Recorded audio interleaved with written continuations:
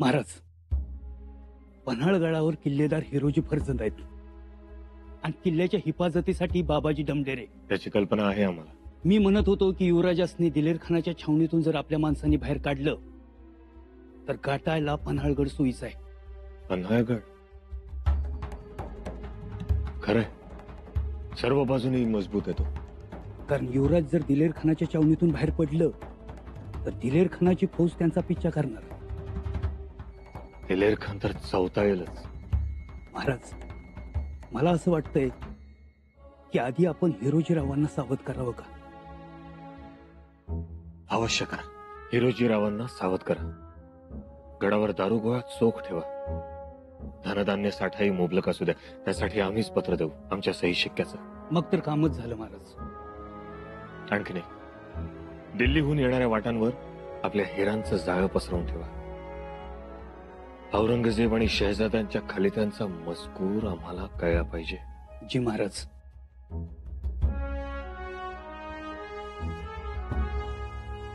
कळेल जी.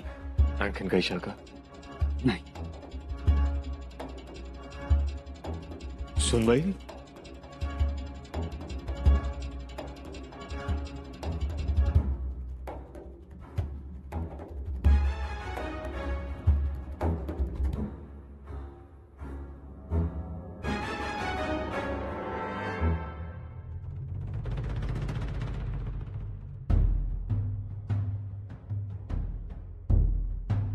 युवराजनी, युवराजनी, हे लय मोठं धाडस आहे. पण करायलाच पाहिजे.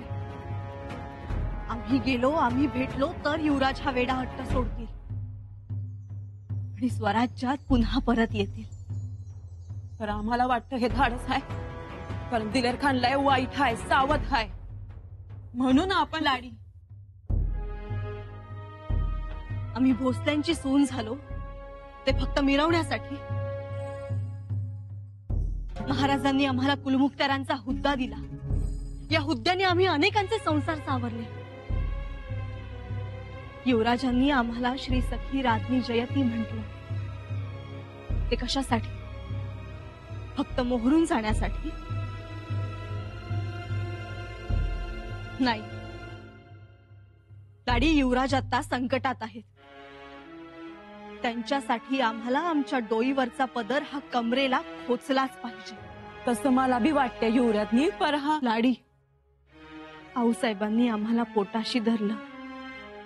राणी वशात आस्था गायत आमचं कौतुक झालं. पालखीत मेण्यात बसण्याचा मान मिळाला. हत्तीच्या अंबारीत झुललो. पण आता वेळ आली आहे. वेळ आली आहे बाहेर पडण्याची. वेळ आली आहे ती देवघरातल्या समईनं फरारता पोत होऊन रान पेटवून देण्याची.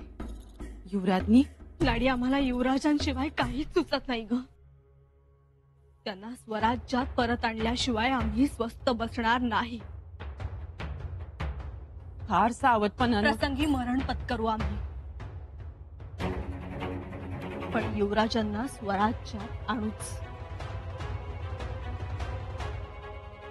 जर आम्ही त्यांच्या नावाने कपाळी कुंकू रेखाटतो तर त्याच्या रक्षणासाठी आम्हाला कंबर कसायलाच पाहिजे. समजलं? आता यापुढे प्रश्न विचारू नकोस. चल.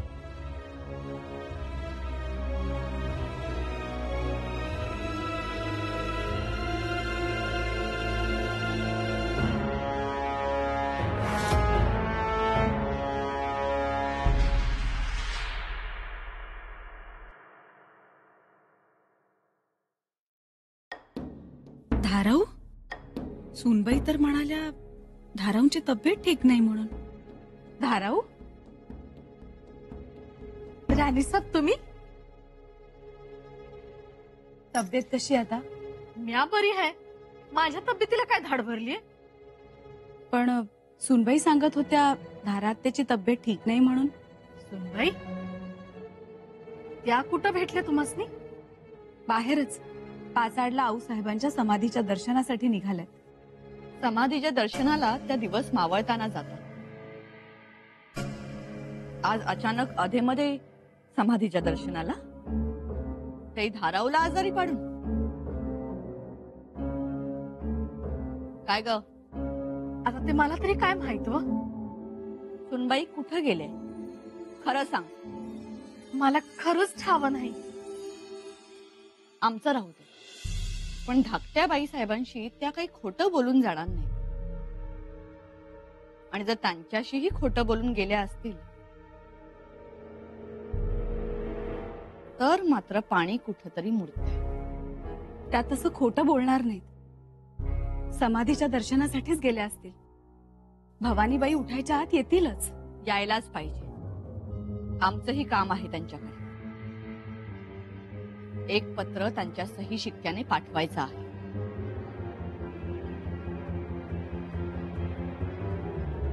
राणी साहेब, सुनबाई शंभूराजांनी भेटायला गेल्या वाटतं.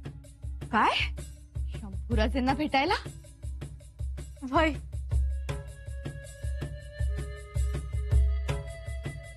शिवराजांच्या सूर्यमाळेच्या बाजूला त्यांनी दागिनं काढून ठेवलं.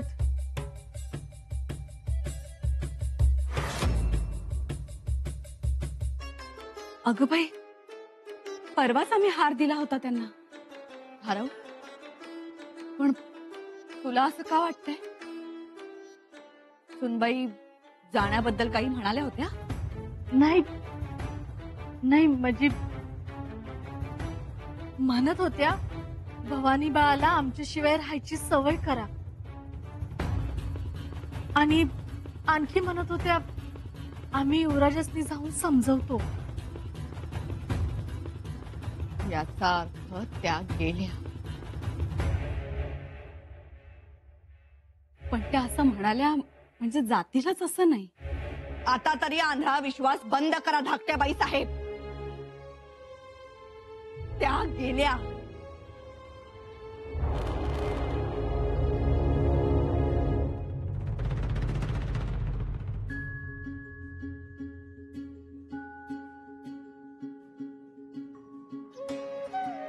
हे दूध कोणी दिलं? आम्हीच आणलं. का? काय झालं? आम्हाला दुधात साय आवडत नाही. पुन्हा दुधात साय दिसली तर सांगितलं नाही असं म्हणाल. ध्यानात ठेव, मी पुढच्या वेळी. पुढे नीट सांगता आलं असतं. आमची पद्धत अशीच आहे. युवराज आहोत आम्ही. मग आम्ही युवराजनी आहोत.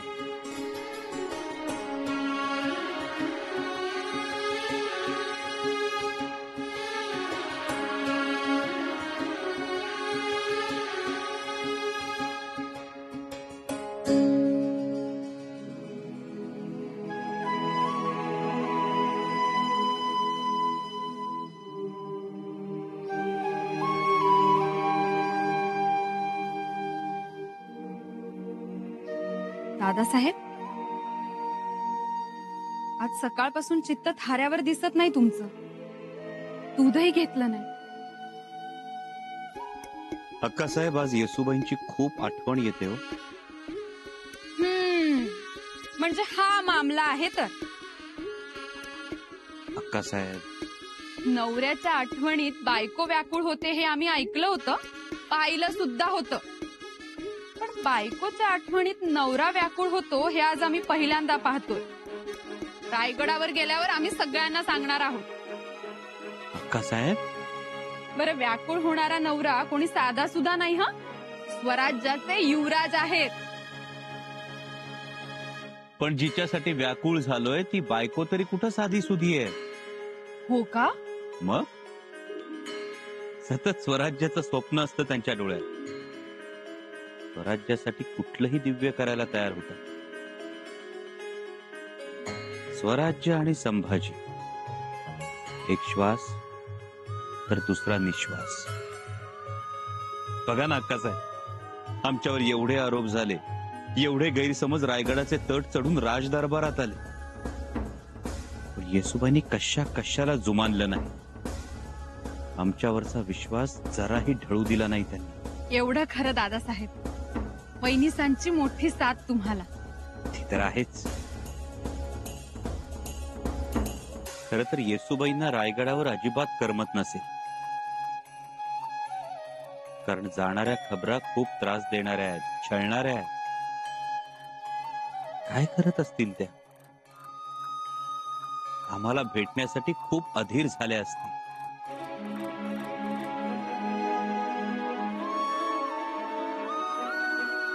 इथे त्या अधीर झाल्या असतील आणि इथे तुम्ही अधीर होत आहात. तुमची उलघाल सांगू आम्ही वहिनीसांना. अक्कासाहेब, ही उलघाल यासाठीच की बऱ्याच दिवसात रायगडावरून एकही खबर नाही. कदाचित त्यामुळे बेचैन असू आम्ही. पण आता तुम्ही संपर्काचं जाळं विणायला सुरुवात केली आहे ना. आता येतील खबरा. कळेल आपल्याला रायगडाची खुशाली. कळायलाच हवी खुशाली, यायलाच हव्यात खबरा, यायला हव्यात. लाडी जी युवरानी, कुठे आलोय आपण? हथनी गावाच्या हद्दीपर्यंत आलोय. आम्ही येणार हा निरोप दिला होता ना. जी धाडलाय, पण तो युवराजापर्यंत पोहोचल्याचा फेर निरोप अजूनपर्यंत आला नाही. कधीपर्यंत येईल? याया तर पाहिजे. मी अभि त्याचीच वाट पाहते. बघ, नीट लक्ष ठेव. पुण्यासाठी शंभू महादेवांचं देऊळ सांगितलं आहे. ते कुठे? जी इथंच. हथनी गावाची हद्द तिथूनच सुरू होते.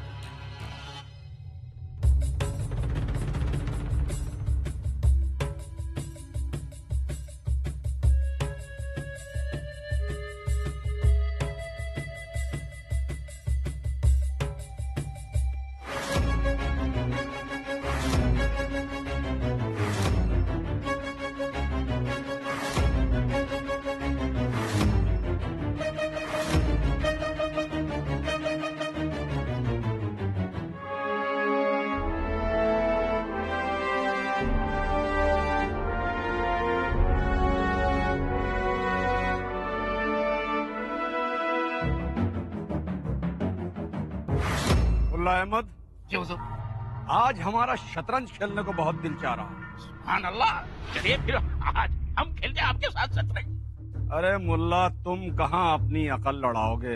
एक काम करो, शंभू राजे को बुलाकर लाओ, उसके साथ खेलेंगे। शंभू राजे? मुझे नहीं लगता वो आएंगे। आएगा, जाओ जाकर उसे बुलाकर लाओ। नहीं हुजूर, हमने तो उन्हें नजर कैद और क्या नहीं, मुझे नहीं लगता है कि शंभू राजे आएंगे। आएगा मुल्ला अहमद, जरूर आएगा शंभू राजे।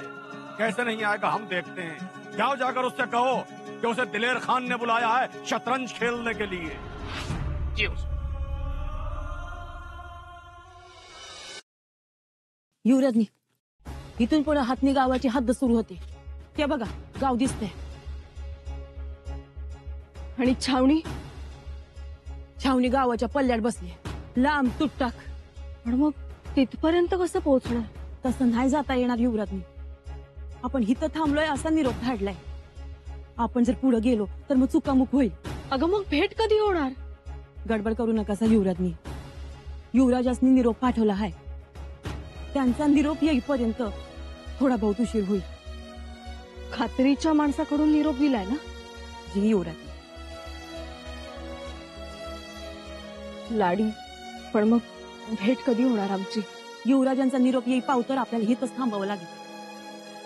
मी एक काम करते, निरोपाची काय गडबड झाली हाय की नाही ते पाहून येते. तोवर तुम्ही इथंच थांबा. आम्ही एकट्याच थांबायचं? आपण एकट्या नाही, मी आलेच. पण लवकर ये. हा सगळा मुलूक आमच्यासाठी अनोखी आहे आणि पुन्हा तातडीनं रायगडावर निघायचंय. आम्ही नाही म्हटल्यावर तिथे गदारोळ केला जाईल. जा. जी.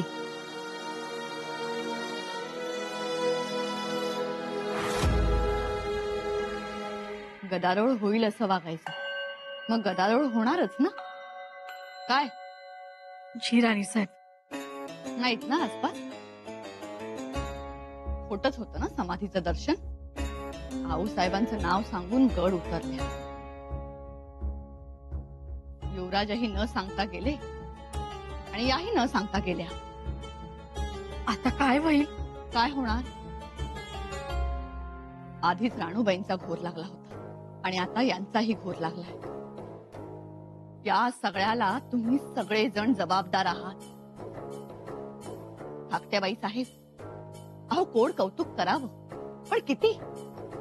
बघा, मग हे असं उलटतं. अव त्या काळजीपोटीच गेल्या असत्या. मग विचारून जायचं ना.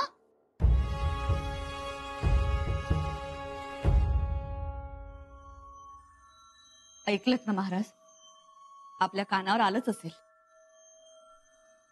सुनबाई निघून गेल्या शंभूराजेंना भेटायला, कोणालाही न सांगता. हे चांगलं आहे का? कोण सोबत आहे, किती माणसं आहेत, कशा गेल्या आहेत? मुजरा महाराज, राणीसाहेब आपण बोलावलं. गडावरून जाणाऱ्या माणसांच्या नोंदी नसतात. काही खबर आहे का आपल्याला? कशाबद्दल? नाही म्हणजे मी आता घेरे सरनाईकांबरोबर किल्ल्याच्या मधल्या तटबंदीत होतो. म्हणजे जाण्याची वेळ बरोबर साधली तर. बघताय ना महाराज काय चाललंय ते. आणि आम्ही बोललो की कडक स्वभावाच्या वाटत. महाराज, तातडीची खबर आहे. युवराजनी. बरं झालं बहिरीजी तुम्ही आलात. युवराजनी अचानक शृंगारपुरी माहेरी गेले. काल त्यांच्या स्वप्नात शृंगारपुरातल्या वाड्यातली काली माता आली होती. म्हणाल्या दर्शन घेऊन येते आणि सुरक्षिततेसाठी कोणाला सांगितलं नाही. इतकंच. जरा लक्ष ठेवा. जी महाराज. तुम्हाला हे सांगितलं? बहिरजी, आणखीन एक काम कर. सुनबाईंबरोबर मोजकीच माणसं आहेत. त्यामुळे आपलं एक पथक देखील तिथे पाठवा. जी. शंभूराजांच्या काळजीने फार भांबावून गेल्यात बिचारे. बहिरजी.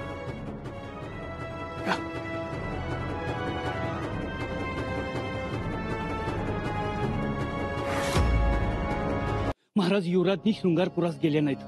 ते आत्नीकडे गेलेत. तुम्हाला गलत खबर दिली कोणीतरी. आम्हाला बरोबर खबर मिळाली. बहिरजी, आम्हाला ठाऊक आहे सुनबाई आथनीला गेल्यात. मग शृंगारपुरास म्हणाला? आम्ही सगळ्यांसमोर जर हे सांगितलं असतं तेव्हा ही खबर तुम्ही जर सगळ्यांदेखत दिली असती तर रायगडावर गदारोळ माजला असता. होय महाराज. आणि बघता बघता ही खबर दिलेरखानापर्यंत पोहोचली असती. आणि सुनबाई धोक्यात आल्या असत्या. पर्यायानं शंभूराजे देखील. म्हणजे त्यांच्या अडचणी आणखीन वाढल्या असत्या. खरंय महाराज. बहिरजी, आता सगळं तुमच्या हातात आहे. आमच्या सुनबाईंना सुखरूप स्वराज्यात लवकर परत घेऊन या. महाराज, मला जसं समजलं की युवराजनी शृंगारपुरास नाही आथनीला गेल्यात, त्याच वेळी मी आपल्या माणसाचे एक गुप्त कडं त्यांच्या भोवती पेरलंय. पण वेळ प्रसंग सांगून येत नाही बहिरजी. आणि तो मुलूक सुनबाईंसाठी नवीन. शंभूराजे नजर काही देत आहेत म्हणजे एकूणच प्रसंग कठीण आहे. पण सुनबाई देखील जिद्दी आहे. त्या सहजासहजी ऐकणार नाही. त्या शंभूराजेंना पुन्हा घेऊन येतीलच. त्यांचं मनपरिवर्तन करतीलच. होय महाराज, मला बी तसंच वाटतंय. खरं तर हा आमचाच विचार होता. म्हणजे आम्ही तसं परवा बोलूनही दाखवलं होतं की एकतर आऊसाहेब, आम्ही किंवा येसुबाई हेच शंभूराजांना पुन्हा स्वराज्यात घेऊन येऊ शकतात. आमचे शब्द गडावर विरतायत न विरतायत सुनबाई गड सोडून गेल्या देखील. एवढी काळजी आणि केवढं धैर्य. पण बहिरजी, स्वराज्याच्या कोलमुक्त्यावर मोगल छावणीच्या आसपास आहेत ही गुप्तता पाळा. ही गोष्ट त्या दिलेरखानाला कळता कामा नये. नाही तर खूप मोठा धोका होईल. त्याला तर ऐतीच संधी मिळेल. जी महाराज.